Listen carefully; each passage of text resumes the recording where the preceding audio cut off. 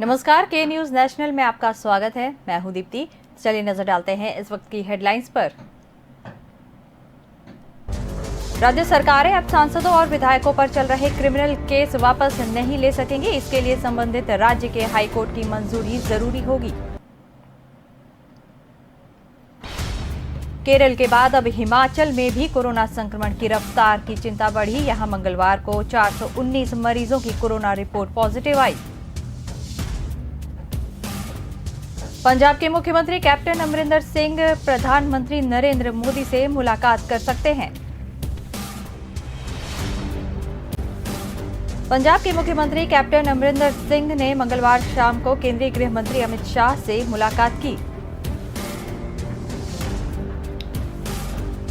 और धरती का तापमान बढ़ने से भारत में कैसी तबाही होगी, इसकी आशंका अमेरिकी स्पेस एजेंसी नासा ने अपनी एक रिपोर्ट में जताई। और अब खबरें विस्तार से। राज्य सरकारें अब सांसदों और विधायकों पर चल रहे क्रिमिनल केस वापस नहीं ले सकेंगी। इसके लिए संबंधित राज्य के हाई कोर्ट की मंजूरी जरूरी होगी। आपराधिक मामलों में सजा पाने वाले सांसदों और विधायकों को हमेशा के लिए चुनाव लड़ने से रोकने के लिए दायर याचिका पर सुनवाई के दौरान सुप्रीम कोर्ट ने यह बात कही। कोर्ट ने सितंबर 2020 के बाद सांसदों विधायकों के वापस लिए गए केस दोबारा खोलने को भी कहा है। सुप्रीम कोर्ट के वकील अश्विनी कुमार उपाध्याय ने यह पिटीशन दाखिल की थी। इसमें सांसदों के केस जल्दी निपटारे स्पेशल कोर्ट बनाने की भी मांग की गई। सुप्रीम कोर्ट में 3 जजों की बेंच ने इस मामले में सुनवाई की। इसमें एवी सूर्य विनीत सरन शामिल थे। सुप्रीम कोर्ट ने अजीत बनाम केरल सरकार केस में आए फैसले का हवाला देते हुए सभी स्टेट हाई कोर्ट से अपील की कि वे सितंबर 2020 और उसके बाद सांसदों और विधायकों के खिलाफ वापस लिए गए सभी मामलों की फिर से जांच करें। सीजेआई ने सभी हाईकोर्ट के रजिस्ट्रार जनरल को पेंडिंग केस और निपटाए गए केस का चार्ट पेश करने का आदेश भी दिया। मामले की सुनवाई के दौरान कोर्ट के सहयोगी वकील विजय हंसरिया ने कोर्ट को बताया कि उन्हें इस तरह के केसों को लेकर प्रवर्तन निदेशालय से स्टेटस रिपोर्ट मिल चुकी है, लेकिन सीबीआई ने अभी तक स्टेटस रिपोर्ट सबमिट नहीं की है। इस पर चीफ जस्टिस ने सीबीआई को फटकार लगाते हुए कहा कि हम आश्वस्त हैं कि सरकार इस मुद्दे पर बहुत गंभीर है और कुछ करना चाहती है, लेकिन अब तक कोई प्रोग्रेस नहीं हुई है। जब आप स्टेटस रिपोर्ट भी फाइल नहीं करना चाहते तो हमसे क्या उम्मीद कर सकते हैं? इसके जवाब में सीबीआई का पक्ष रख रहे सॉलिसिटर जनरल तुषार मेहता ने कोर्ट से स्टेटस रिपोर्ट सबमिट करने के लिए और समय मांग की। मेहता ने कहा कि हमने कल ईडी की ओर से एक रिपोर्ट दायर की थी। सीबीआई के डायरेक्टर को भी जल्द से जल्द स्टेटस रिपोर्ट सबमिट करने को कहा है। सॉलिसिटर जनरल ने कोर्ट से इस केस में एक आखिरी मौका देने की अपील की है। इससे पहले कोर्ट के सहयोगी वकील हंसरिया ने कहा कि कर्नाटक सरकार ने 61 सांसदों विधायकों के खिलाफ केस वापस लिए हैं। इस पर भी कोर्ट को विचार करना होगा। हंसरिया ने कहा कि यूपी और उत्तराखंड समेत कई राज्य सरकारों ने अपने आदेश के जरिए दोषी जनप्रतिनिधियों के खिलाफ क्रिमिनल केस वापस ले लिए हैं। हंसरिया ने कहा कि सुप्रीम कोर्ट को इस मामले में ऑर्डर पास करना चाहिए कि संबंधित राज्य के हाईकोर्ट के आदेश के बिना राज्य सरकारें दोषी सांसदों विधायकों के क्रिमिनल केस वापस नहीं ले सकें।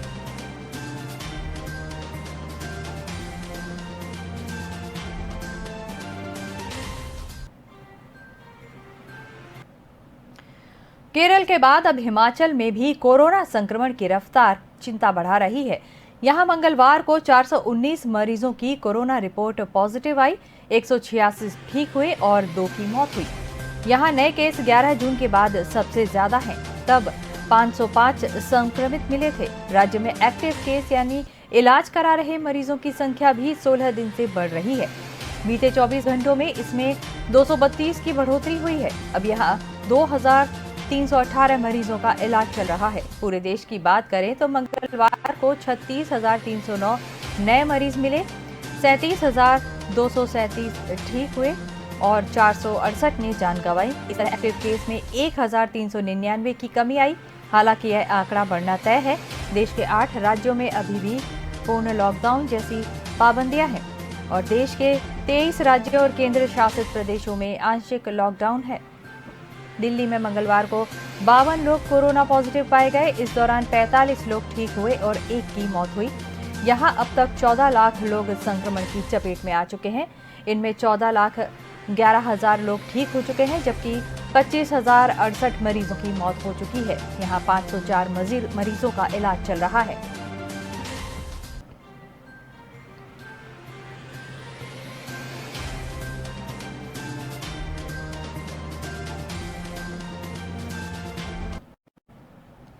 पंजाब के मुख्यमंत्री कैप्टन अमरिंदर सिंह आज प्रधानमंत्री नरेंद्र मोदी से मुलाकात कर सकते हैं। वैसे तो ये माना जा रहा है कि कैप्टन कृषि कानूनों और स्वतंत्रता दिवस से पहले पंजाब में सुरक्षा स्थिति को लेकर मोदी से चर्चा करेंगे, लेकिन जिस तरह नवजोत सिंह सिद्धू से उनका विवाद चल रहा है, उसे देखते हुए कई अटकलें लगाई जा रही हैं। कैप्टन ने मंगलवार को कांग्रेस अध्यक्ष सोनिया गांधी से भी मुलाकात की थी। इस दौरान उन्होंने सिद्धू की बयानबाजी को लेकर सोनिया से शिकायत की थी। सूत्रों के मुताबिक कैप्टन ने कहा कि सिद्धू जिस तरह पंजाब सरकार की निंदा कर रहे हैं वह अच्छा नहीं है और इससे जनता में छवि खराब होती है। कैप्टन की शिकायत पर सोनिया ने पंजाब कांग्रेस के प्रभारी हरीश रावत से इस मामले को देखने के लिए कहा है। सिद्धू के पंजाब कांग्रेस का अध्यक्ष बनने के बाद कैप्टन की सोनिया से ये पहली मुलाकात थी। इसके बाद हरीश रावत ने बताया कि सोनिया ने कैप्टन और सिद्धू को मतभेदों की बजाय साथ मिलकर काम करने के निर्देश दिए हैं। नवजोत सिंह सिद्धू के पंजाब कांग्रेस अध्यक्ष बनने के बाद माना जा रहा था कि पंजाब में कांग्रेस की कलह शायद थम जाएगी, लेकिन कैप्टन पर सिद्धू के हमले जारी हैं। सिद्धू ने सोमवार को सोशल मीडिया पर पंजाब में ड्रग्स रैकेट का मुद्दा उठाया। सिद्धू ने कहा था कि ड्रग ट्रैफिकिंग में शामिल विक्रमजीत सिंह मजीठिया और दूसरे लोगों के मामले स्पेशल स्टॉक फोर्स ने 2018 में हाईकोर्ट में स्टेटस रिपोर्ट सौंपी थी, लेकिन उसके बाद 2.5 साल में पंजाब पुलिस ने क्या जांच की, सरकार ने क्या कदम उठाए, ये जनता को बताना चाहिए। कैप्टन अमरिंदर सिंह ने मंगलवार को गृह मंत्री अमित शाह से भी मुलाकात की थी। इस दौरान उन्होंने नए कृषि कानूनों को वापस लेने की मांग की। कैप्टन ने कहा कि कृषि कानूनों को लेकर पंजाब ही नहीं बल्कि दूसरे राज्यों के किसानों में भी भारी नाराजगी है। अमरिंदर ने चिंता जताते हुए कहा कि सीमा पार से दुश्मन सरकार के खिलाफ असंतोष का फायदा उठाने की कोशिश कर रहे हैं, इसीलिए किसानों के मुद्दे को स्थायी और जल्द समाधान होना चाहिए।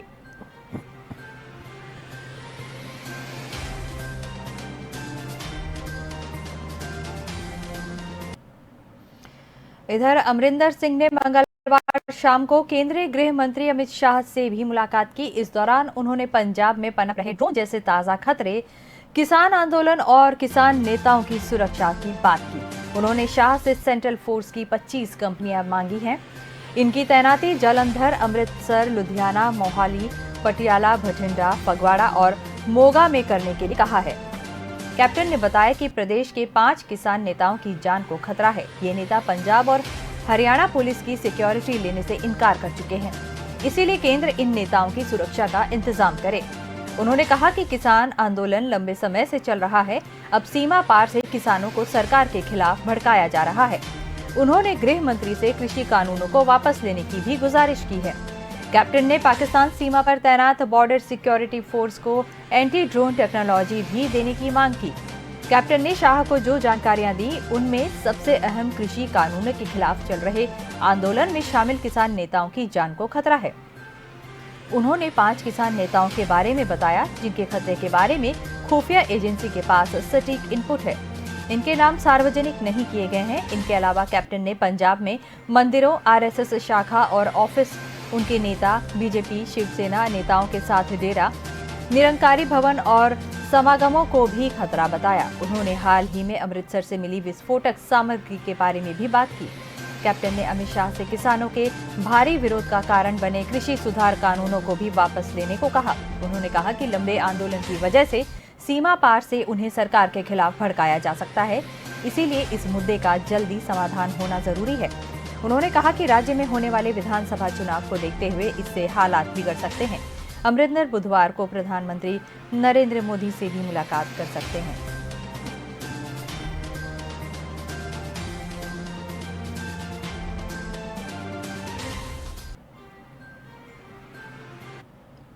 बढ़ते अगली खबर की ओर। धरती का तापमान बढ़ने से भारत में कैसी तबाही होगी, इसकी आशंका अमेरिकी स्पेस एजेंसी नासा ने अपनी एक रिपोर्ट में जताई है।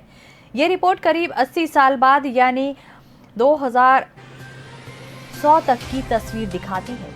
इसमें कहा गया है कि समुद्र का जल स्तर बढ़ने से भारत के 12 तटीय शहर 3 फीट तक पानी में डूब जाएंगे। ऐसा लगातार बढ़ती गर्मी से ध्रुवों पर जमी बर्फ के पिघलने से होगा। इसका असर भारत के ओखा, मोरमुगुआ, कंडला, भावनगर, मुंबई, मैंगलोर, चेन्नई, विशाखापट्टनम, तूतीकोरन, कोच्चि, पारादीप और पश्चिम बंगाल के किडरोपुर तटीय इलाके पर पड़ेगा। ऐसे में भविष्य में इन इलाकों में रह रहे लोगों को यह जगह छोड़नी पड़ सकती है। दरअसल नासा के एक सी लेवल प्रोजेक्शन टूल बनाया है। इससे समुद्री तटों पर आने वाली आपदा से वक्त रहते लोगों को निकालने और जरूरी इंतजाम करने में मदद मिलेगी। इस ऑनलाइन टूल के जरिए कोई भी भविष्य में आने वाली आपदा यानी बढ़ते समुद्री जल स्तर का पता कर सकेगा। नासा ने inter governmental panel on climate change की रिपोर्ट का हवाला देते हुए कहा कि शहरों के समुद्र में डूब जाने की चेतावनी है। आईपीसीसी की ये छठी असेसमेंट रिपोर्ट है। इसे 9 अगस्त को जारी किया गया था। यह रिपोर्ट क्लाइमेट सिस्टम और क्लाइमेट चेंज के हालात को बेहतर तरीके से सामने रखती है। आईपीसीसी 1988 से वैश्विक स्तर पर क्लाइमेट चेंज का आंकलन कर रही है। यह पैनल हर 5 में से 7 साल में दुनिया भर में पर्यावरण की स्थिति की रिपोर्ट देता है। इस बार की रिपोर्ट बहुत भयानक हालात की ओर इशारा कर रही है। रिपोर्ट में कहा गया कि 2100 तक दुनिया का तापमान काफी बढ़ जाएगा। लोगों को भयानक गर्मी झेलनी पड़ेगी।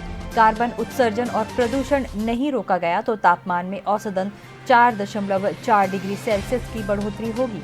अगले 2 दशक में तापमान 1.5 डिग्री सेल्सियस तक बढ़ जाएगा। इस तेजी से पारा चढ़ेगा तो ग्लेशियर भी पिघलेंगे। इनका पानी मैदानी और समुद्री इलाकों में तबाही लेकर आएगा। नासा के एडमिनिस्ट्रेटर बिल नेल्सन ने कहा कि सी लेवल प्रोजेक्शन टूल दुनिया भर के नेताओं और वैज्ञानिकों को यह बताने के लिए काफी है कि अगली सदी तक हमारे कई देशों की जमीन कम हो जाएगी। समुद्री जल स्तर इतना तेजी से बढ़ेगा कि उसे संभालना मुश्किल होगा। इसके उदाहरण सबके सामने हैं। कई द्वीप डूब चुके हैं, कई अन्य द्वीपों की समुद्र निकल जाएगा। भारत सहित एशिया महाद्वीप पर भी गहरे प्रभाव देखने को मिल सकते हैं। हिमालयी क्षेत्र में ग्लेशियर से बनी झीलों के बार बार फटने से निचले तटीय इलाकों को बाढ़ के अलावा कई बुरे असर झेलने पड़ेंगे। देश में अगले कुछ दशकों में सालाना औसत बारिश में इजाफा होगा। खासकर दक्षिणी प्रदेशों में हर साल बहुत ज्यादा बारिश हो सकती है।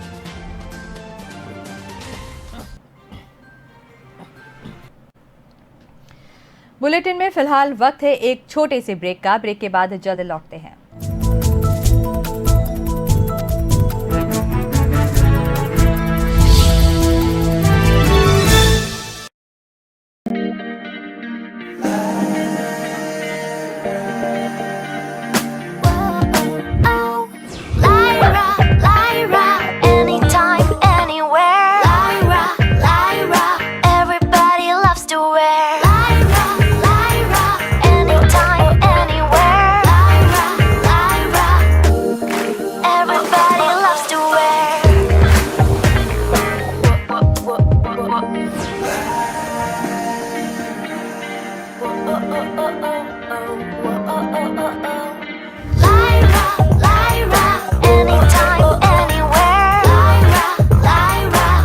My life, my Lyra.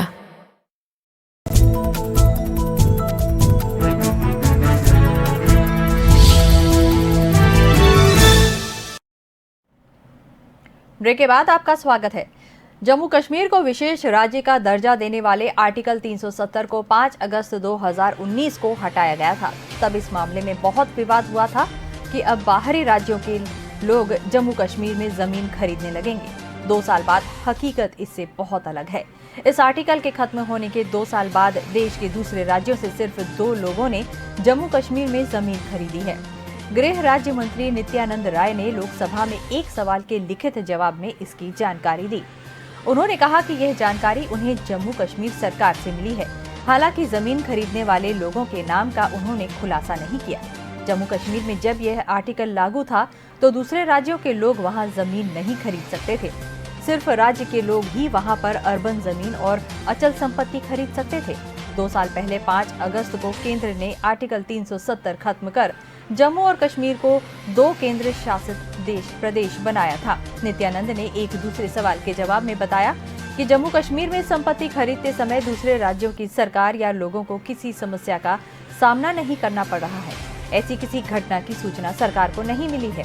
गृह मंत्रालय के आदेश ने 70 साल पुराने जमीन सुधार कानून को खत्म कर दिया था। इससे पहले नया कश्मीर मैनिफेस्टो के तहत जागीरदारी प्रथा खत्म कर दी गई। 1950 के big landed states abolition act में लैंड सीलिंग 22.75 एकड़ तय की गई थी। जिसके पास ज्यादा जमीन थी उसकी जमीन भूमिहीनों में बांट दी गई थी। इसी तरह Jammu Kashmir agrarian reforms act में यह लैंड सीलिंग घटाकर 12.5 एकड़ कर दी गई थी। केंद्र के फैसले के बाद जम्मू कश्मीर के लेफ्टिनेंट गवर्नर मनोज सिन्हा ने साफ किया था कि खेती की जमीन बाहरी लोग नहीं खरीद सकेंगे। कानून में बदलाव का उद्देश्य निवेश बढ़ाना है। खेती की जमीन सिर्फ किसानों के पास ही रहेगी। बाहरी व्यक्ति जम्मू कश्मीर में खेती को छोड़कर कोई भी जमीन खरीद सकते हैं। इसी तरह डेवलपमेंट अथॉरिटी अब केंद्रीय कानून के तहत जमीन का अधिग्रहण करती है। इसे लीज पर देने या अलॉट करने के लिए परमानेंट रेजिडेंट का नियम जरूरी नहीं है।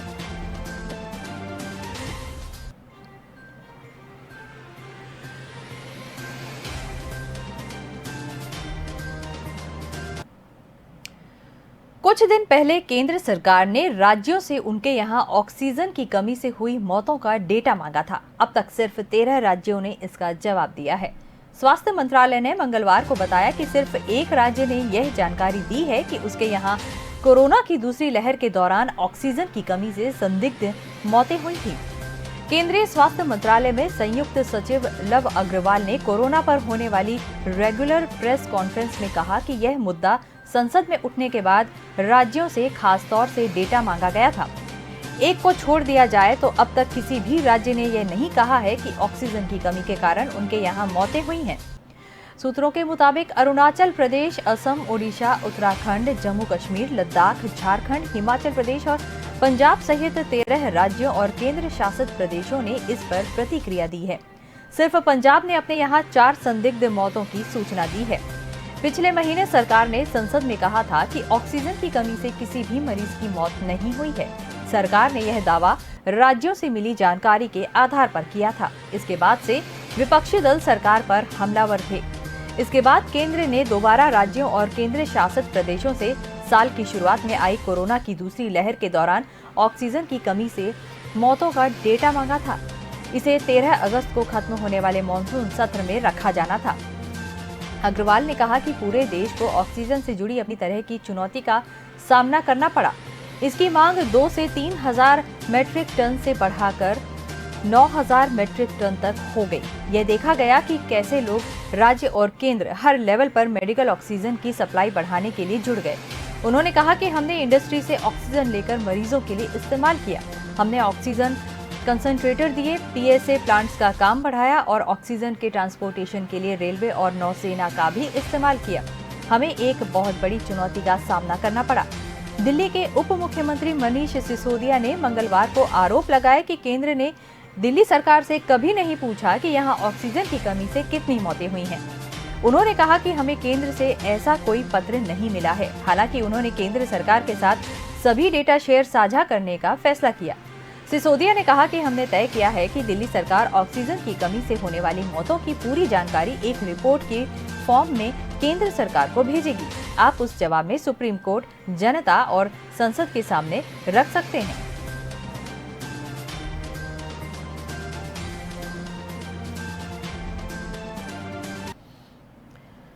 पोर्नोग्राफी केस में जेल में बंद राज कुंद्रा की जमानत याचिका पर मुंबई की सेशंस कोर्ट अब 20 अगस्त को अपना फैसला सुनाएगी। तब तक उन्हें जेल में ही रहना होगा। राज कुंद्रा को 19 जुलाई को गिरफ्तार किया गया था। उन्हें पहले 27 जुलाई तक पुलिस रिमांड पर रखा गया, जबकि किला कोर्ट ने बाद में उन्हें 14 दिनों की न्यायिक हिरासत में भेज दिया। राज कुंद्रा के साथ ही उनके आईटी हेड रायन थार्प की जमानत याचिका पर भी सुनवाई थी। रायन की जमानत याचिका पर भी 20 को ही फैसला आएगा। अदालत में मुंबई पुलिस की ओर से कुंद्रा से हुई पूछताछ का ब्यौरा पेश किया गया। इसी जवाब के आधार पर अदालत अपना फैसला तय करेगी। पुलिस सूत्रों के मुताबिक क्राइम ब्रांच के वकील कुंद्रा की जमानत का विरोध किया है। पुलिस ने कुंद्रा के खिलाफ एक्ट्रेस शर्लिंग चोपड़ा के बयान को भी आधार बनाया है। इससे पहले 28 जुलाई को किला कोर्ट ने राज कुंद्रा की जमानत याचिका खारिज कर दी थी। कोर्ट अभियोजन पक्ष के इस तर्क से संतुष्ट दिखा कि रिहाई के बाद राज कुंद्रा केस की जांच और गवाहों को प्रभावित कर सकते हैं। पुलिस ने कोर्ट में यह भी बताया कि राज कुंद्रा के खिलाफ उनके पास पक्के सबूत हैं और क्राइम ब्रांच ने राज कुंद्रा के दफ्तर से 68 एडल्ट वीडियोस जब्त किए हैं। इंटरनेट के माध्यम से पोर्नोग्राफी का व्यापार इन दिनों तेजी से बढ़ा है। यही कारण है कि पोर्नोग्राफी एक बड़ा धंधा बन गया है। पोर्नोग्राफी में फोटो, वीडियो, टेक्स्ट, ऑडियो जैसी चीजें आती हैं। ऐसी सामग्री को किसी और को प्रकाशित करना या भेजना पोर्नोग्राफी विरोधी कानून के अधीन आता है।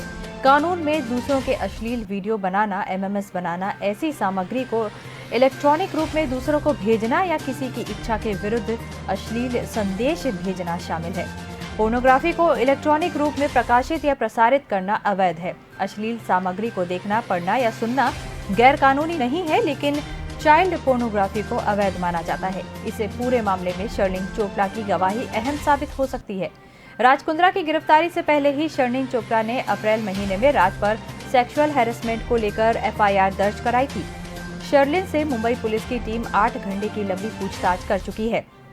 पूछताछ के दौरान शर्लिन ने राज कुंद्रा और उनके संबंधों को लेकर कई खुलासे किए हैं। एक्ट्रेस ने अपनी व्हाट्सएप चैट हिस्ट्री, अकाउंट की डिटेल और राज की कंपनी के साथ हुए उनके कॉन्ट्रैक्ट की कॉपी भी सौंपी है।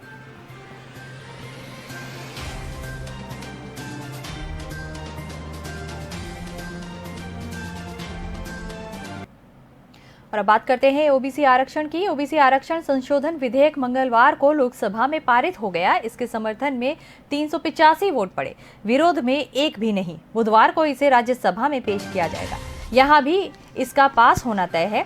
इसके पास होने के बाद राजस्थान में 3 जातियां नातरायत, हबशी और खत्री छिपा ओबीसी सूची में शामिल हो सकती हैं। अभी इस सूची में कुल 91 जातियां हैं। वर्ष 1994 में 52 जातियां ही थीं। स्टेट ओबीसी कमीशन ने 3 जातियां और जोड़ने की सिफारिश की है। नात रायत मेवाड़ के अलावा सिरोही, जालोर और पाली हबशी जालोर जिले में है। खत्री छिपा बाड़मेर में है। राज्य सरकार ने विधानसभा में एक आरक्षण विधेयक पर माना था कि ओबीसी समाज की जनसंख्या 52% से अधिक है।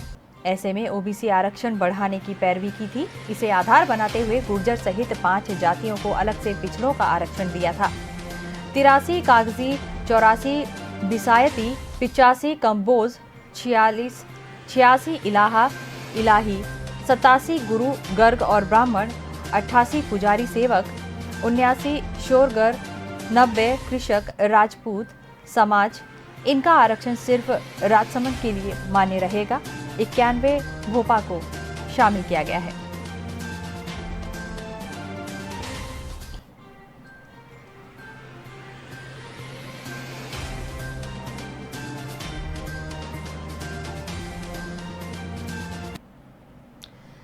साल 2015 में यूपीएससी टॉप करने वाली IAS टीना डाबी और उनके IAS पति अतहर आमिर के तलाक को अदालत की मंजूरी मिल गई है। दोनों ने आपसी सहमति से करीब 9 महीने पहले जयपुर के फैमिली कोर्ट में अर्जी दी थी। मंगलवार को कोर्ट ने इस पर फैसला सुनाया।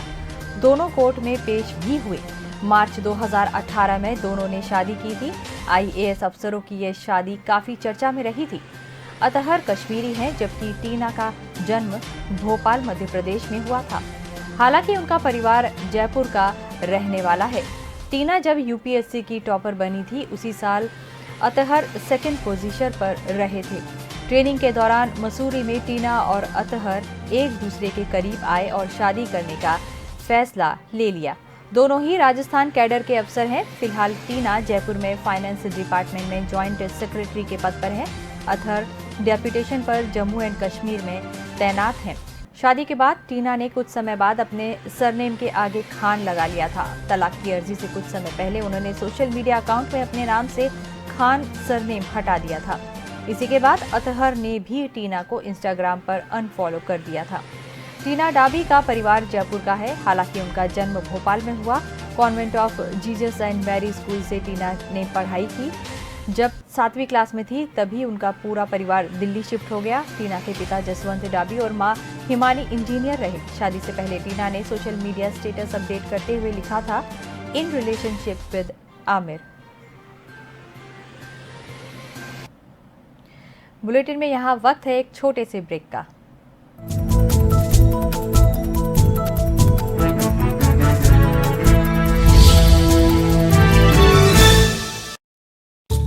चाय तैयार है।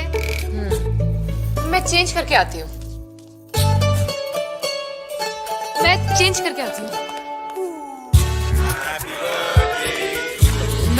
करके आती हूँ। लायरा का नया कलेक्शन बहाने कम पड़ जाएंगे पर स्टाइल्स नहीं। Lyra, time to style.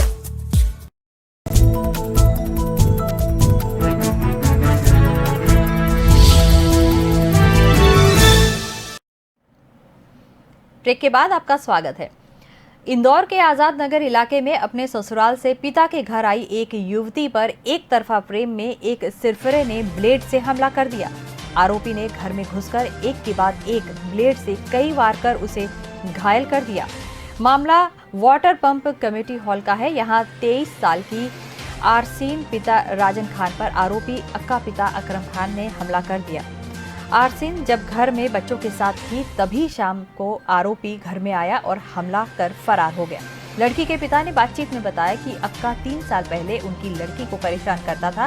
वह उससे शादी करना चाहता था, लेकिन पिता ने बेटी की शादी साउथ तोड़ा में कर दी थी। उसके 2 बच्चे भी हैं। बेटी शादी के बाद पहली बार अपने पिता के घर आई थी, जिसमें अक्का ने मौका पाकर उस पर हमला कर दिया। अक्का पर आरसीन के परिजनों ने आजाद नगर थाने में पहले भी केस दर्ज कराया था। उस पर जुए और अन्य मामले दर्ज हैं।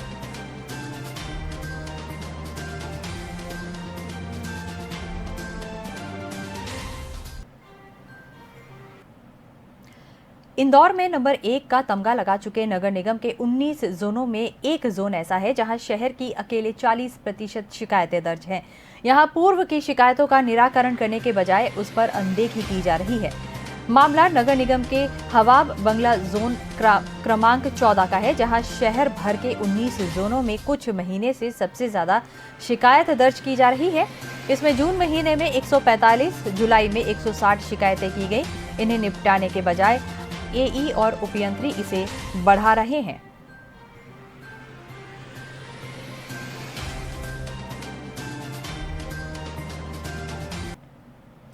टोक्यो ओलंपिक में भारतीय हॉकी टीम ने ब्रॉन्ज मेडल जीता। एमपी के नर्मदापुरम जिले के इटारसी के रहने वाले खिलाड़ी विवेक सागर भी इसी टीम का हिस्सा थे, जिनका 12 अगस्त को मध्य प्रदेश सरकार सम्मान करेगी।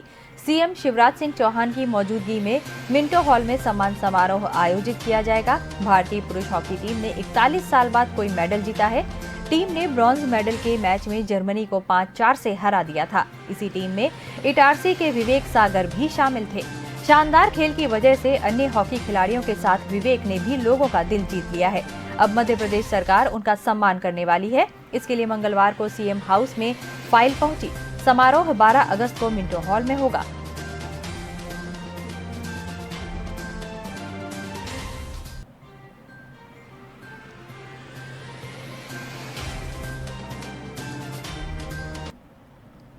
राजस्थान हाई कोर्ट ने मंगलवार को बहुचर्चित भंवरी प्रकरण के 6 आरोपियों को जमानत पर रिहा करने का आदेश दिया। इन सभी को जमानत देने का आधार सुप्रीम कोर्ट का फैसला बना। सुप्रीम कोर्ट ने एक आरोपी परसारम को जमानत प्रदान की थी। इस मामले में मुख्य आरोपी पूर्व मंत्री महिपाल मदेरणा की जमानत याचिका पर मंगलवार को फैसला नहीं हो पाया। कैंसर की बीमारी का इलाज कराने के लिए वे फिलहाल अंतरिम जमानत पर जेल से बाहर हैं। उनकी जमानत के बारे में फैसला 23 अगस्त को किया जाएगा।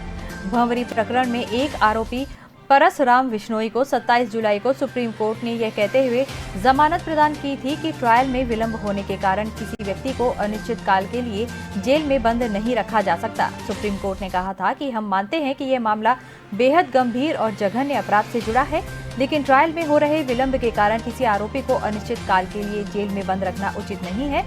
ऐसे में हम सभी परिस्थितियों को ध्यान में रखते हुए ट्रायल कोर्ट की टर्म एंड कंडीशन के आधार पर जमानत प्रदान करते हैं।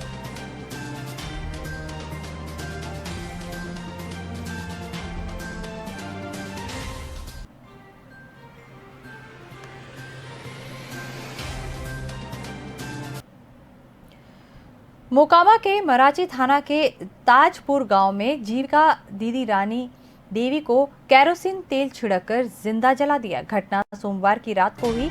रीना ने पड़ोसी अविनाश उर्फ गुलशन को 6 माह पहले पास के ही बैंक से गौपालन के लिए 4 लाख का लोन दिया था। रीना गारंटर थी। बैंक रीना पर रकम वापस करने को कह रही थी, इसीलिए रीना गुलशन पर रकम वापस करने का दबाव बना रही थी। इसको लेकर दोनों के बीच कुछ दिनों पहले झंझट भी हुई।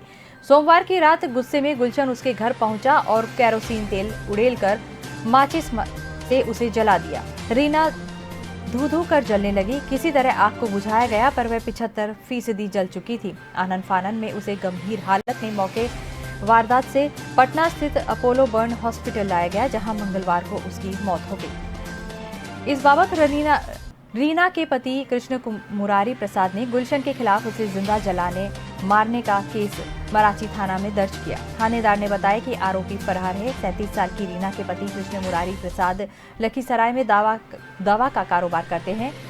घटना के वक्त पति भी घर पर ही थे, पर वे कुछ समझ नहीं पाए। दर्ज बयान में पति ने कहा कि 4 लाख लोन दिलवाने के बाद फिर वह और लोन दिलवाने के लिए पत्नी रीना को कह रहा था, पर रीना 6 माह पहले लिए गए लोन को वापस करने के लिए कह रही थी। रीना पर बैंक वाले दबाव बना रहे थे। बकौल पति इसी गुस्से में गुलशन ने उसे जला दिया। तो इस बुलेटिन में फिलहाल इतना ही। आप बने रहिए के न्यूज़ नेशनल के साथ। नमस्कार।